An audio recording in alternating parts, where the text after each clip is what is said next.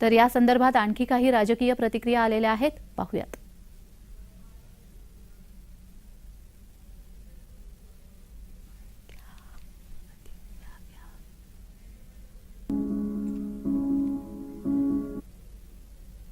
तर या संदर्भात आलेल्या राजकीय प्रतिक्रिया पाहूयात.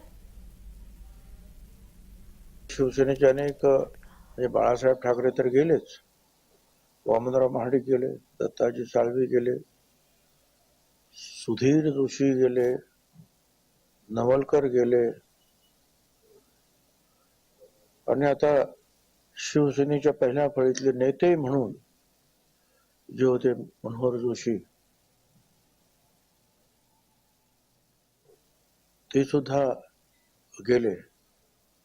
त्या सगळ्या आठवणी ज्या आहेत मनामध्ये येतात. त्यावेळेला आम्ही केलेली आंदोलनं, त्यावेळेला पोलिसांनी केलेली बंदी, केलेली अटक, या सगळ्या गोष्टीची मनातल्या मनात उजळणी जी आहे निश्चितपणे होते.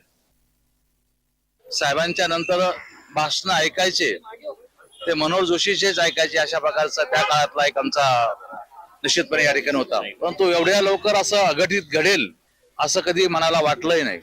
मला निश्चितपणे आठवतं तो प्रसंग, ज्या दिवशी पहिल्यांदा मी 95च्या मंत्रिमंडळामध्ये मला मंत्री केलं. खरं तर मी मागणी केली नसताना सुद्धा मनोहर जोशी मला समोर दिसले आणि त्यांनी मला बोलून सांगितलं की उद्या सकाळी तुझा शपथविधी आहे.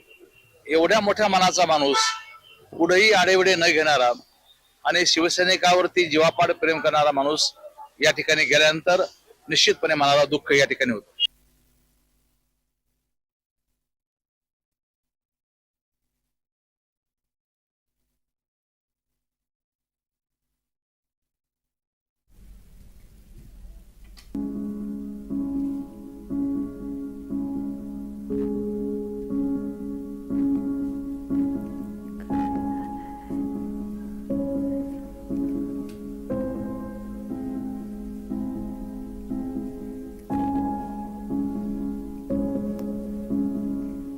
लोकसभेचे माजी सभापती मनोहर जोशी यांच्या जाण्यानं खूप मोठी पोकळी निर्माण झालेली आहे.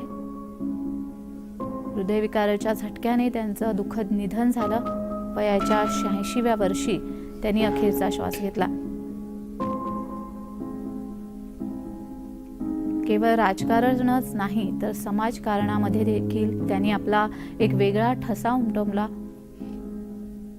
एका सामान्य कुटुंबातून येऊन तिथपासून ते महाराष्ट्राचे मुख्यमंत्री तसेच लोकसभेचे अध्यक्ष हा प्रवास त्यांनी केला.